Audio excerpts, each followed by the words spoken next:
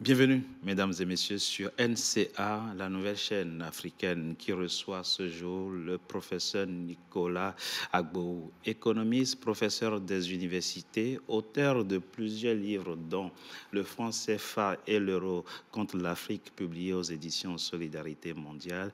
L'homme vient de sortir un nouveau livre. Le titre est Les solutions salvatrices de l'Afrique, prospérité et liberté des peuples africains. Nous le recevons en personne pour évoquer quelques-unes des solutions salvatrices qu'il propose pour le continent.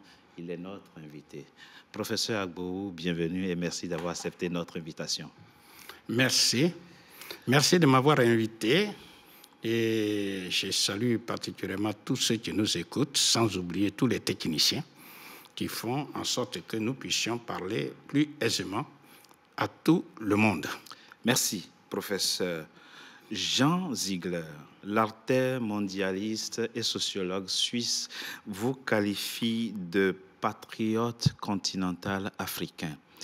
Dites-nous, professeur, est-ce qu'il vous arrive d'avoir le sentiment de prêcher dans le désert, de ne pas être écouté? Il y a longtemps que vous répétez à travers vos livres, vos conférences, vos sorties médiatiques, comme on le fait en ce moment, que le franc CFA n'est pas une bonne monnaie pour le continent. Et pourtant, il y a des Africains, dont des chefs d'État, qui disent que c'est précisément la monnaie qu'il nous faut. Comment vous vivez ça? Bien, merci.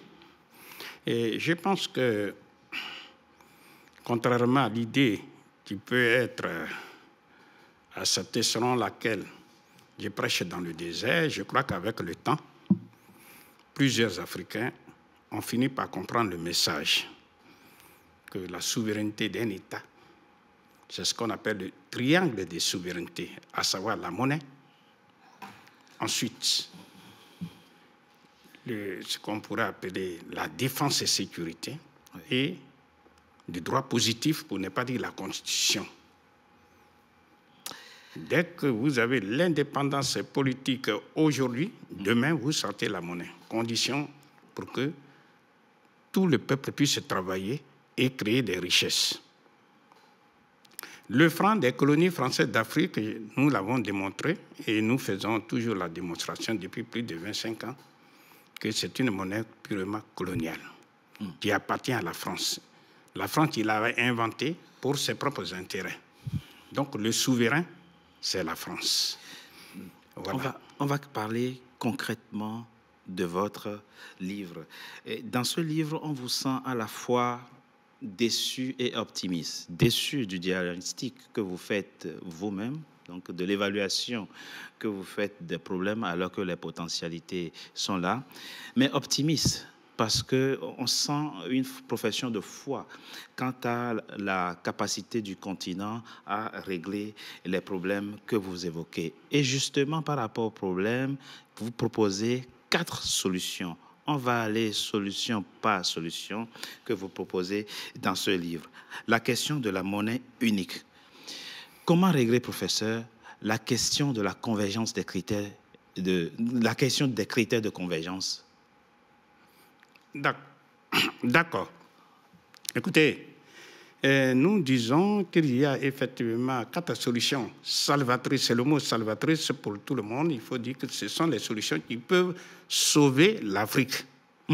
Et ces 4 solutions, il faut les égrener, les rappeler plutôt pour dire qu'il s'agit, 1, de la monnaie unique africaine, 2, oui, c'est ce que vous l'industrialisation des économies africaines, 3, l'État fédéral africain et enfin la solution anthropologique, sinon la résurgence du passé glorieux qui a fécondé toute l'humanité. Commençons par la première solution, professeur, la monnaie unique africaine. Vous proposez que le continent se dote d'une monnaie unique.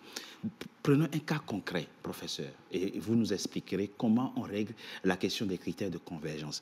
Comment imaginer une puissance comme le Nigeria, une puissance comme l'Afrique du Sud, et il y en a d'autres, l'Égypte, l'Algérie, etc., acceptent, adoptent et partagent la même monnaie que des économies comme la Somalie, l'Érythrée, le Swaziland, etc. Expliquez-nous comment c'est possible. Très bien. Et je crois que vous n'allez pas oublier certainement une des questions majeures, à savoir comment créer même la monnaie unique africaine. C'est une question essentielle et que j'aimerais que vous arriviez à intégrer pour que je puisse en parler rapidement. Maintenant, comme vous parlez des critères de convergence, eh bien, les Africains, malheureusement, pensent que la meilleure solution pour eux, c'est de répéter ou de copier ce que les Européens ont fait pour créer l'euro. C'est ça. En définissant des critères de convergence que les Européens eux-mêmes ne respectent pas. Ici et maintenant où nous parlons, ils ont défini des critères de convergence socio-économique, mais eux-mêmes, ils ne respectent pas. Mais ils disent que l'euro est là. Maintenant, nous disons et nous répétons que les fameux critères de convergence socio-économique, c'est une vue de l'esprit. Et nous allons prendre 6 exemples. Pour dire qu'il y a un seul et unique critère de convergence que les Africains doivent respecter pour créer la monnaie unique africaine. J'ai dit bien, il y a 6 exemples. On va prendre 1, 2. Oui, non, mais pour que les uns et les autres puissent comprendre. Premier exemple, c'est celui du dollar américain. Le dollar américain, eh bien, aux États-Unis d'Amérique, il y avait plusieurs monnaies que nous n'allons pas égrener ici. C'est ça. Quand les 13 colonies anglaises ont décidé de prendre leur indépendance politique vis-à-vis de l'Angleterre, eh bien, ces 13 pays-là ont dit de façon politique que le dollar américain est notre monnaie unique. Et quand tous les autres pays américains ont accepté la fédération, sont rentrés dans la fédération, ils ont tous accepté le dollar américain comme étant leur monnaie unique. Ils sont aujourd'hui 50. C'est le dollar. Il n'y a pas eu... Depuis 1792. Pardon? Depuis 1792. Oui. Donc, c'est pour dire que c'est une décision politique. C'est ça le seul critère de convergence. Deuxième exemple, c'est le Canada. Canada, il y a ce qu'on appelle 10 provinces, pour ne pas dire 10 pays. Ils ont dit le dollar canadien est notre monnaie unique. Et ça marche très bien. Peu importe les disparités. Peu importe. Parce que, si vous voulez, même 2 jumeaux se battent. C'est cela. Bon.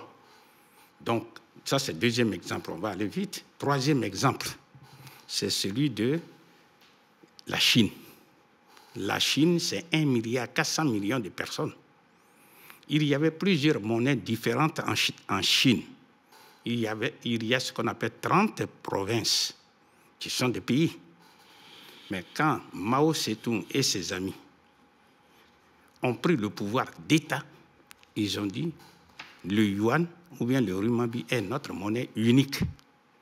Et ça marche très bien. C'est cette monnaie unique que les Chinois ont pris pour mettre les Chinois au travail. Et avant 1949, les Chinois, qui étaient moins de 500 millions de personnes, mouraient de faim. Imaginez même de la chair humaine. Mais quand les patriotes chinois ont pris le pouvoir d'État, ils ont pu asseoir solidement la Banque populaire de Chine qui gère cette monnaie unique. Et ça marche très bien. Aujourd'hui, la Chine finance les États-Unis d'Amérique. La Chine finance l'Union européenne. La Chine finance tout le monde. C'est pour dire que c'est la décision politique. Ça, c'est le troisième exemple. Quatrième exemple, c'est celui de la Suisse. La Suisse, c'est 26 pays qu'on appelle 26 cantons. Mais avant, il y avait 860 monnaies différentes en Suisse. Eh bien, à un moment donné, l'État fédéral de la Suisse a pris une décision politique pour dire que le franc suisse est notre monnaie unique. Gérée aujourd'hui avec une rigueur telle que n'importe qui dans le monde qui veut garder un lieu sur son économie va en Suisse. Ça, c'est le quatrième exemple. Le cinquième exemple, c'est celui de la Russie. Eh bien, en 1991, l'Union des républiques socialistes soviétiques a été démantelée par les Occidentaux. Et 22 pays russes sont restés ensemble. Chacun pouvait battre sa monnaie. Mais ils ont conservé une monnaie unique qu'on appelle le rouble russe.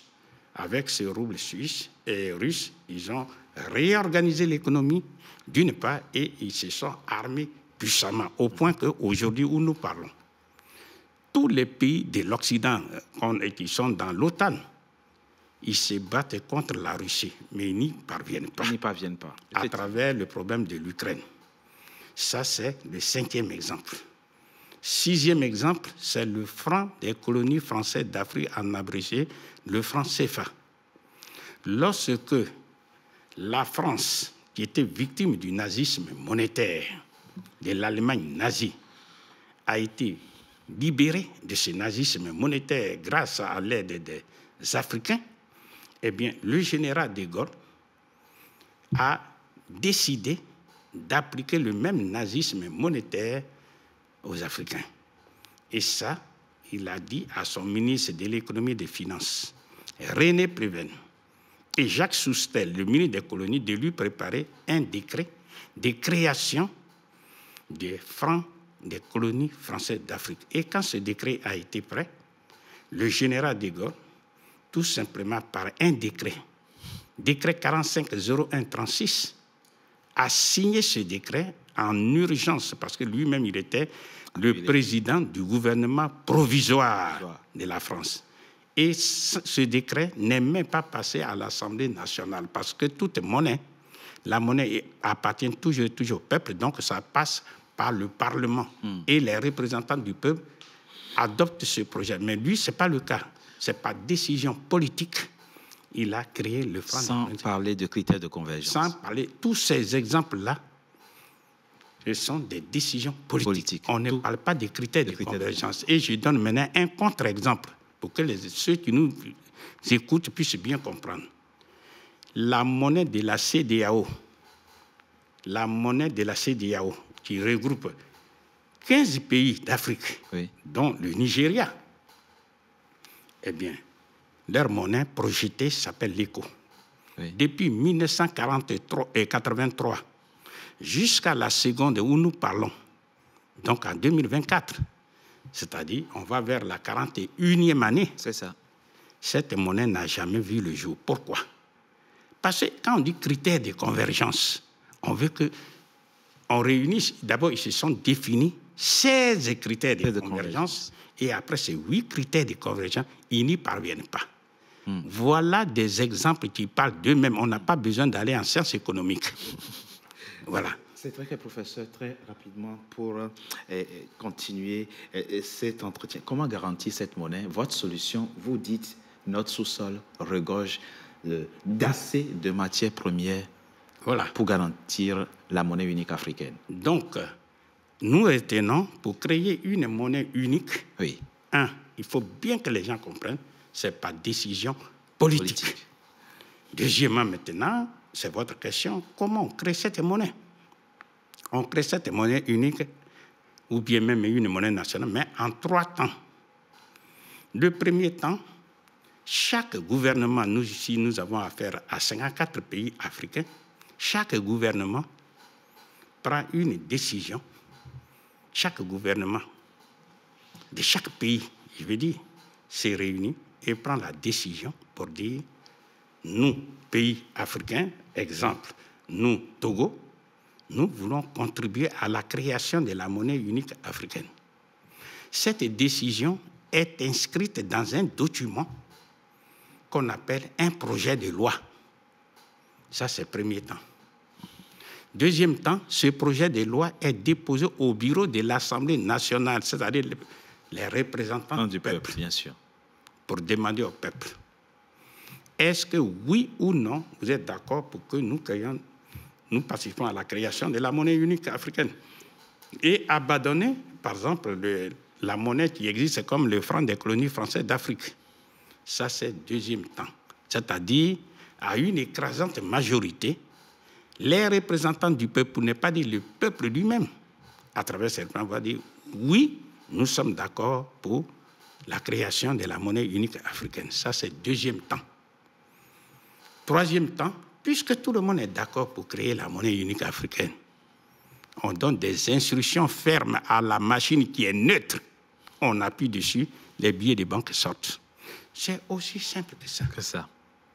Mais ce qui est le problème majeur des Africains, c'est prendre les décisions. Et ça, pour nous, on peut nous considérer comme des rêveurs. Mais on va voir avec les cas de l'Association des États du Sahel. Oui. Qui ont pris la décision. Qui ont pris la décision, effectivement, de battre leur... Donc, c'est encore, résumons-nous, quand on est souverain, ça veut dire au-dessus de vous, il n'y a plus personne, sauf Dieu. Vous prenez les décisions souveraines qui vont dans le sens des intérêts du peuple. C'est ce que nous demandons pour que les Africains sortent de l'ornière socio-économique. Et ils n'ont qu'à regarder le cas de la Chine. Voilà. C'est ça la question. Deuxième solution salvatrice, professeur, l'industrialisation. Et là, vous faites une différence, entre autres, bien entendu, vous faites une différence entre l'autosuffisance alimentaire et souveraineté alimentaire. C'est-à-dire, nous devons produire nous-mêmes ce que nous mangeons et manger ce que nous produisons. Bien. Alors, avant de répondre à cette question, parce que ça va dans la deuxième question, souvent, les gens, ils sont frileux, ils ont peur.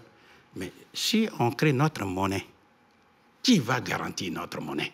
C'est une question essentielle. Et il y a beaucoup d'Africains qui ont peur de ça. Donc, j'en profite avant de répondre à votre question pour dire, si les Africains battent leur monnaie unique, ce sont les Africains eux-mêmes qui vont garantir leur propre monnaie. Avec leurs ressources, leurs matières premières. Parce qu'ils ont toutes les ressources naturelles. Et parmi les ressources, ce que nous appelons la valeur stratégique des matières premières que détiennent les Africains en abondance, parmi lesquelles il y a l'or et le diamant. Donc, ici et maintenant, les États-Unis d'Amérique garantissent le dollar américain avec 8200 tonnes d'or en arrondissant. Mais il n'existe pas en Afrique un seul pays qui n'a pas d'or, qui n'a pas de diamants. Ce qui veut dire que si les Africains prennent la décision de battre leur main, ce sont les Africains eux-mêmes qui vont garantir leur propre monnaie avec... Parce que nous avons suffisamment d'or. On a suffisamment de l'or, 10 000, 20 000, 30 000, 50 000 tonnes d'or. On a les moyens.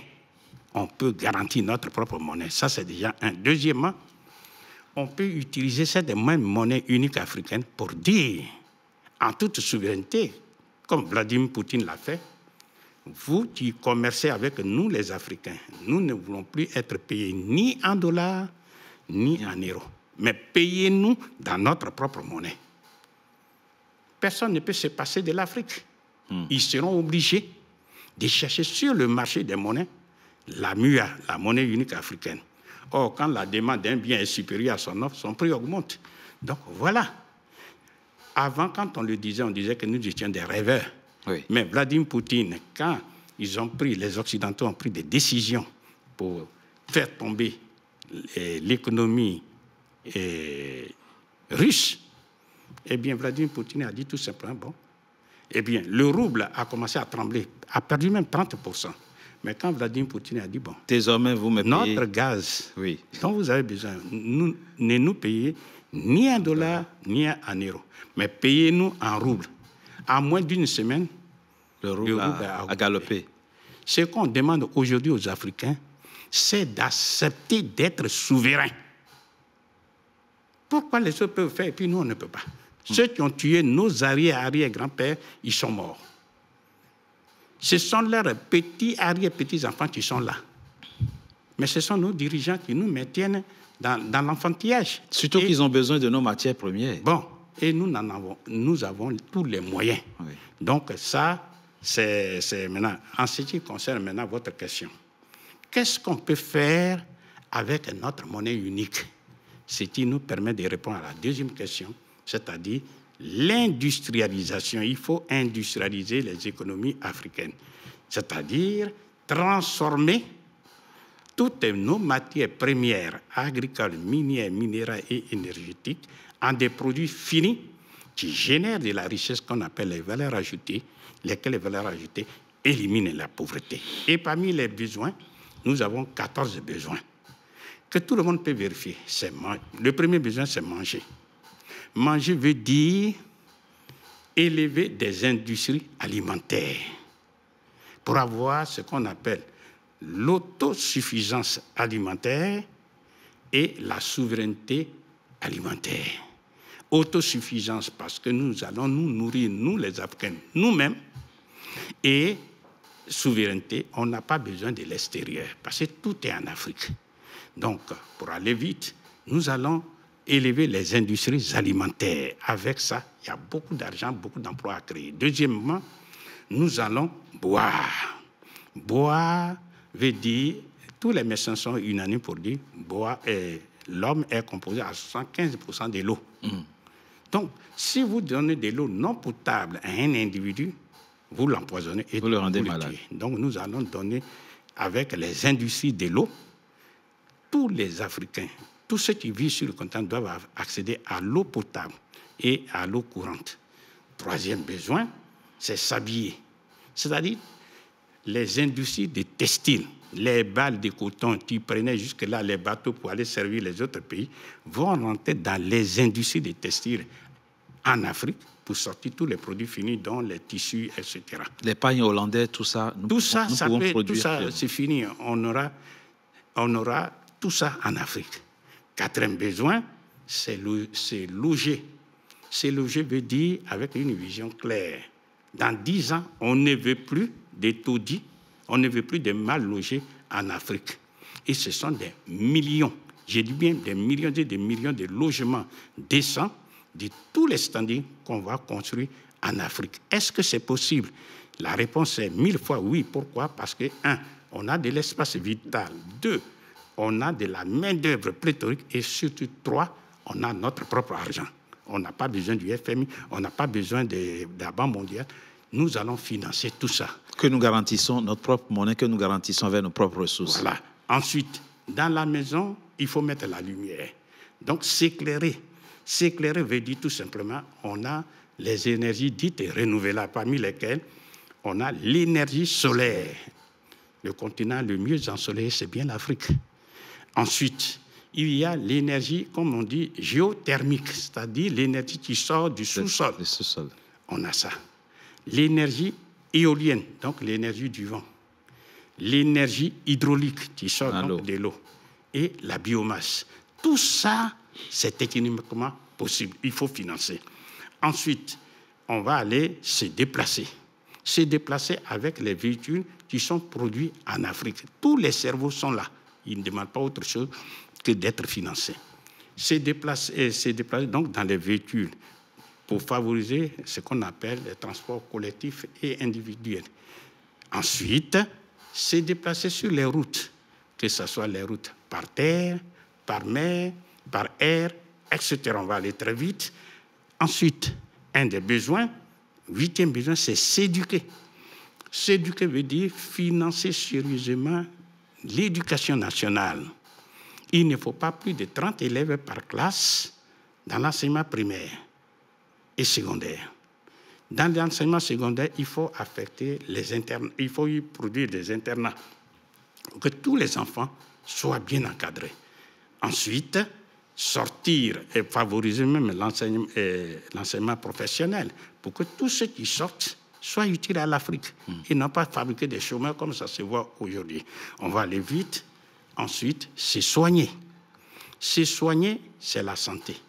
Ça veut dire élever ce qu'on appelle les centres de soins primaires dans les villes, non, dans les campagnes, les dispensaires et les hôpitaux dans les villes et affecter le personnel soignant qui a été initialement formé dans les supérieurs. Et quand on dit la santé, c'est non seulement ça, mais c'est élever ce qu'on appelle la sécurité sociale pour que chacun puisse aller voir le médecin sans trembler parce qu'il sera remboursé. Mais surtout la santé, ça veut dire élever les laboratoires pharmaceutiques pour que les Africains fabriquent eux-mêmes leurs médicaments en Afrique. Ensuite, se défendre, ça c'est le 10e besoin. Se défendre, l'Afrique est dans l'état où elle se trouve parce qu'elle ne se défend pas. Donc, aujourd'hui, avec la nouvelle ère qui s'ouvre avec ce qui se passe en Union soviétique, etc., nous verrons ça dans la troisième solution, mais se défendre. C'est-à-dire qu'il faut armer puissamment l'Afrique. Faire en sorte que même l'Afrique ait accès non seulement à des armes puissantes conventionnelles, mais que l'Afrique ait accès même à l'arme nucléaire pour sécuriser l'Afrique. Et avec ça, l'Afrique va connaître une véritable paix. Donc, c'est se défendre. Ensuite, le 11e besoin, ce sont les nouvelles technologies de l'information et de la communication.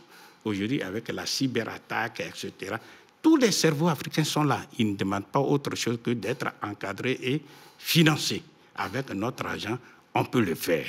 Maintenant, la recherche et le développement, c'est le 12e besoin. On voit bien qu'aujourd'hui, qui dépose plus de brevets d'invention dans le monde? Hier, c'était les États-Unis, aujourd'hui, c'est la Chine. Nous disons et nous affirmons, compte tenu de notre potentiel culturel, de notre potentiel génétique, de notre héritage, eh bien, les Africains sont capables non seulement d'égaler la Chine, mais de dépasser la Chine. On peut le faire. C'est une question de discussion. Et enfin, l'avant-dernier, c'est la culture, le tourisme et les loisirs. La culture, eh bien, aujourd'hui, les Africains sont dans cet état que nous connaissons parce que la culture n'est pas financée. Toutes les découvertes qui se font dans le sous-sol, en Égypte, c'est notre patrimoine culturel qui est là. Nous sommes absents. Si nous avons notre propre monnaie, nous allons financer tout ça et faire la résurgence du passé glorieux de l'Afrique. Et on termine en disant que le 14e besoin, c'est financer de façon sérieuse la zone de libre-échange du continent africain. Parce qu'on aura industrialisé, donc transformé tout en produits finis. L'Afrique d'aujourd'hui, c'est 1,2 milliard ou bien 300 millions de personnes. Mais à l'an 2050, dans peu de temps, c'est plus de 2 milliards de personnes. Donc, c'est le plus vaste marché du monde. On aura besoin de personnes. Donc, c'est ça. Et avec ça, puisqu'on a notre monnaie, nous pouvons financer l'Union africaine. Nous pouvons financer la CEDEAO pour que toutes ces organisations ne jouent pas contre l'Afrique, mais plutôt en faveur de l'Afrique. On me signale rapidement que voilà. un parti est fini, mais nous prenons quelques minutes pour aborder les derniers points. Professeur, quand vous parliez des ressources dont nous disposons en abondance, je me disais, mais comment on fait puisque les frontières sont là et chaque État, dans l'exercice de sa souveraineté, est propriétaire exclusif des ressources de son sous-sol. Et puis, je trouve que vous avez prévu cette solution, et ce serait la troisième solution, l'État fédéral africain. Oui. Alors, il suffit d'ouvrir les yeux. Tous ceux qui gagnent aujourd'hui, ce sont les États fédéraux. On parle même des BRICS. Oui. Les BRICS, si on décompose B, qui veut dire Brésil, le Brésil est un État fédéral. R, de la Russie est un État fédéral. C'est une fédération, bien sûr. Troisièmement, I, de l'Inde. L'Inde est un État fédéral. Bien sûr. Ensuite, C, de la Chine. On vient de le dire. La Chine est un État fédéral. Et enfin, nous avons l'Afrique du Sud. L'Afrique du Sud est un État fédéral. Donc, ce ne sont pas des micro-États que nous voyons comme le Togo, la Côte d'Ivoire. Ce n'est pas ça. Il faut abandonner les frontières. Il faut simplement créer l'État fédéral africain. Et comment créer l'État fédéral africain? Ça peut se faire en moins d'1 mois. Je m'explique. Allez-y rapidement, professeur. Il suffit de mettre une ceinture politique autour de ces 54 pays africains. Mais comment c'est possible, professeur? C'est une décision... Quand à 8, à 15, on n'arrive même pas à s'entendre. Quand les uns appellent à bombarder les autres, comment pourrons-nous nous entendre à 54? Justement, ce sont là les conséquences. Mais je disais, avec l'État fédéral africain, c'est une décision politique. Les Africains ouvrent les yeux et ils voient, prenons par exemple, quels sont les partenaires économiques directs des Africains? C'est l'Union européenne. Les Européens, non seulement ils font l'Union européenne, mais ils sont aujourd'hui dans l'OTAN. Quiconque touche à l'un des membres, ils ont affaire à eux tous. Qu'est-ce que les Africains attendent? Ce n'est pas avec les micro-États qu'ils peuvent se défendre, ce n'est pas possible.